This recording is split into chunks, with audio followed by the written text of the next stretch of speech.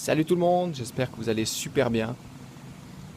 Aujourd'hui, je vous offre ce paysage de Thaïlande où je sors de séminaire en fait avec Max Piccinini. Et puis j'ai organisé pour vous justement une interview dans laquelle vous allez voir quelles sont les clés pour avoir du succès et pourquoi on dit souvent que le succès c'est à 80 ou 90% psychologique. Donc Max, c'est un coach qui est un coach de performance qui coach les gens au niveau émotionnel et mental. Il a beaucoup de succès avec son entreprise Réussite Max. Et puis on a pu communiquer longtemps ensemble en Thaïlande sur qu'est-ce qu'on avait fait ensemble pour avoir du succès. Et puis je lui ai posé des questions qu'on a souvent reçues nous deux sur comment avoir du succès et puis comment réussir à travailler son mental pour avoir du succès. Allez, je vous dis à tout de suite pour l'interview et profitez de prendre des notes parce que ça va être de taille.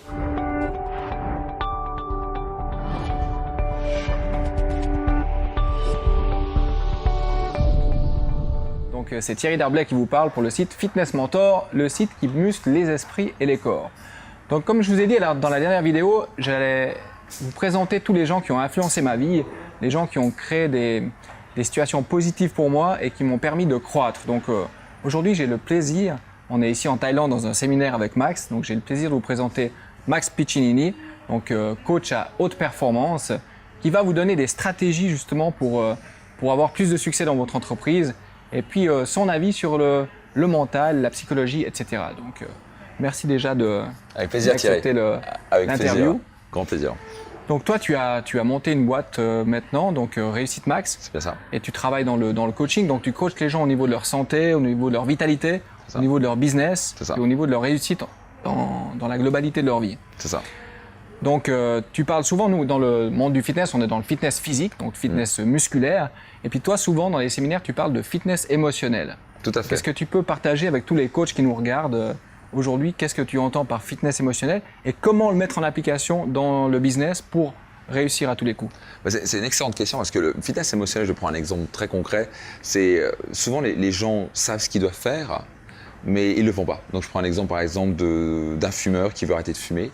Donc vous les coachs qui écoutez ça, vous allez avoir des gens qui veulent arrêter de fumer, qui veulent perdre du poids, ils sont obèses, ils veulent perdre du poids, mais ils savent qu'ils doivent perdre du poids. Et c'est pas très compliqué à la fin. Il faut commencer à faire du sport, il faut avoir un coach qui va nous accompagner là-dessus, il faut peut-être manger son alimentation, mais il n'y a pas la force mentale, ce fitness émotionnel. Quand je dis fitness émotionnel, c'est pas juste de l'intelligence émotionnelle.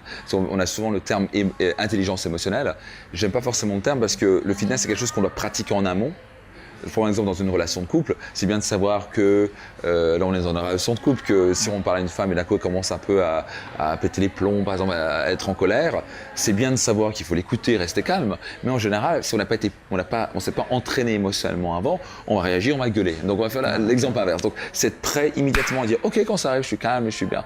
Donc c'est, en termes de fitness émotionnel, simplement c'est être capable de faire les choses, d'avoir la puissance émotionnelle de faire les choses et donc de vaincre nos peurs en quelque sorte. Donc il y a plusieurs choses qui vont nous bloquer, ce sont le doute, nos peurs. Ça peut être pour un coach, ça peut être aussi bête que lancer sa carrière et donc il a peur, il a des doutes, qu'est-ce que les gens vont penser de moi, est-ce que je vais abandonner mon business. S'il avait cette certitude, cette force, ce fitness émotionnel de dire je passe à travers et je vais me débrouiller quoi qu'il arrive, s'il avait ce niveau de certitude par exemple, il passera à l'action par exemple. C'est ce genre de choses que j'entends par fitness émotionnel. Ok, donc si tu as un conseil à donner par exemple à un coach qui veut lancer son entreprise, donc il pourrait entraîner son fitness émotionnel en faisant des mantras ou tu as des stratégies, des trucs concrets que le coach demain il peut appliquer chez lui. Alors ça c'est une super question parce que je vois les coachs, moi j'avais un coach sportif pendant un moment, j'en ai eu plusieurs dans ma vie, que ce soit aux États-Unis ou en Suisse ou ailleurs et en France, et c'est très intéressant parce que dans leur cadre ils ont ce que j'aime bien appeler une PMF, donc on parle de concret. Donc pour lancer sa carrière, pour moi, il faut avoir ce niveau de certitude.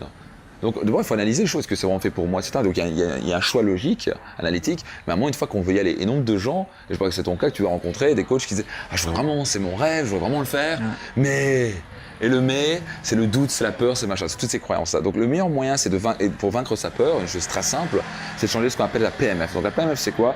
Le P, c'est la physiologie. C'est comment on utilise notre corps. Donc il y a une différence entre être comme ça et être droit. Et c'est incroyable parce que je peux voir un coach qui rentre dans la salle de sport qui a une physiologie incroyable, c'est le coach, et il rentre à la maison et fait ah mais est-ce que je vais lancer ma carrière? Et c'est juste incroyable. Donc, parce Ouais, qu'il est en c'est- train d'utiliser une mauvaise physiologie, il est en train de regarder vers le bas, il est en train de se recroqueviller, il rentre son sternum, alors que quelques minutes avant, il était comme ça en train de dire, en train de mener une classe de 50 personnes avec la musique à fond. Très intéressant. Donc, il sait déjà ce que c'est. En général, un coach connaît déjà ce que c'est une bonne physiologie. Le problème, c'est qu'il l'utilise pas forcément dans tous les domaines de sa vie.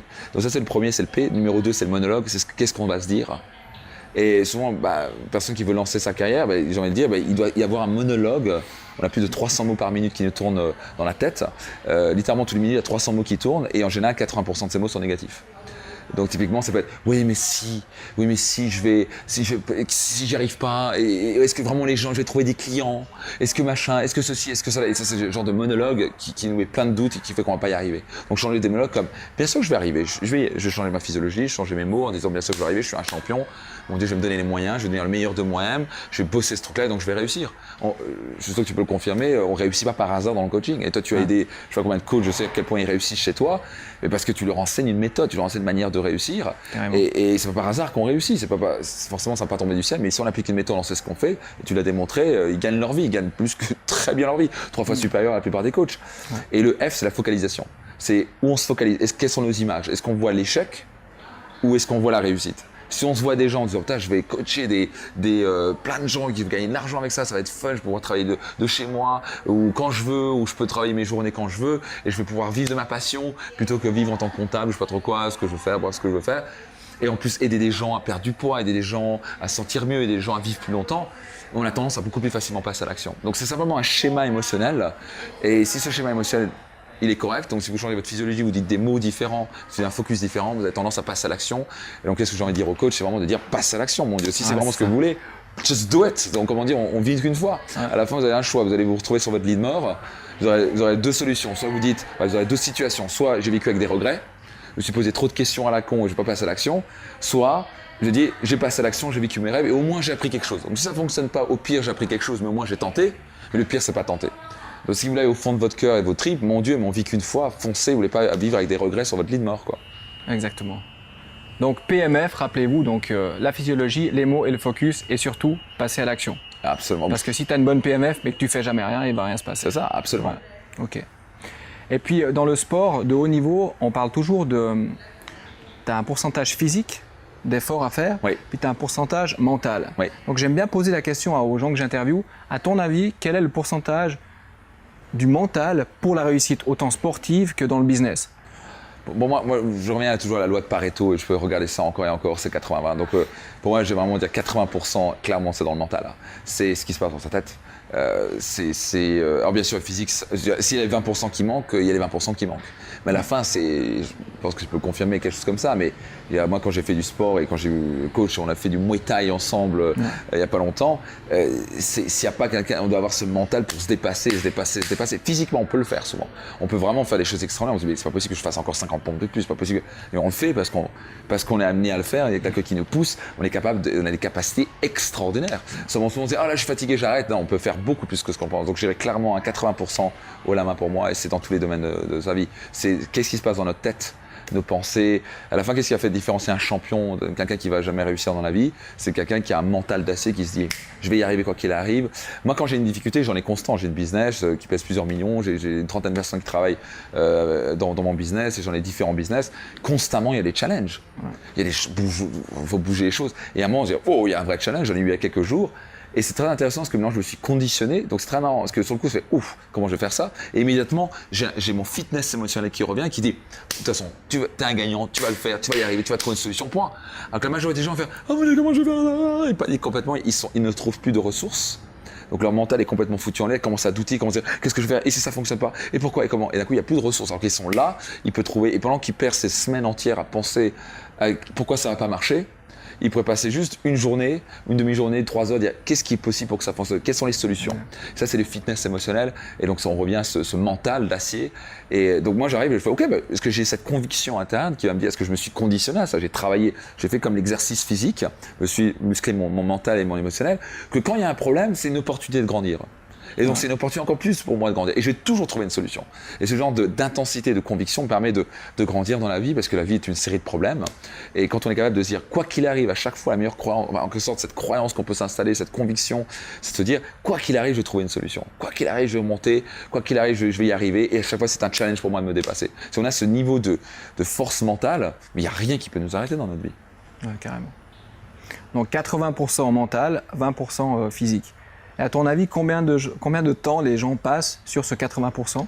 Parce que si tu dis que c'est le plus important, normalement on devrait s'entraîner sur ce qui est le plus important. Donc combien de temps les gens passent à s'entraîner les 80% du mental? 2% peut-être. 2%. C'est une catastrophe. Et puis il y a des gens qui savent ce qu'ils doivent faire mais ils ne le font pas, donc ils ne vont pas le pratiquer. Et donc il ne faut pas juste se savoir, il faut l'intégrer. Quand je parle de mental et d'émotionnel, c'est quelque chose qui se passe dans le corps. Ouais. Encore une fois, savoir qu'il faut arrêter de fumer. Mais arrêter de fumer, c'est pas très compliqué. Il faut arrêter d'acheter des clopes et arrêter de mettre la cigarette à la bouche et arrêter d'allumer. C'est très simple comme concept. Ouais. Mais pourquoi les gens continuent? Parce qu'ils n'ont pas ce fitness émotionnel. Et ils n'ont pas ce mental qu'ils ont pratiqué. Donc c'est quelque chose qu'on va pratiquer en dépassant sa zone de confort tous les jours. C'est faire quelque chose d'inconfortable. Au début, on est capable de faire 10 pompes. On est capable de faire 12 pompes. On est capable de faire 15 pompes. Maintenant, je peux faire 50 pompes ou plus. Mais au début, j'ai dû me dépasser. Donc malheureusement, la plupart des gens pratiquent très peu ça. Et ils vont fuir ça. Ah, c'est compliqué, c'est difficile. Ah.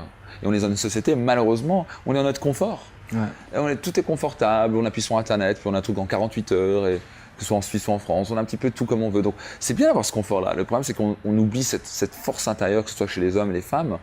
Et c'est malheureux, parce que d'un coup, les gens sont plus heureux, parce qu'ils ne grandissent plus. Quand on se dépasse, c'est là où on est heureux, quand on est fier. J'aime bien dire souvent, quelles sont vos journées où vous êtes le plus fier?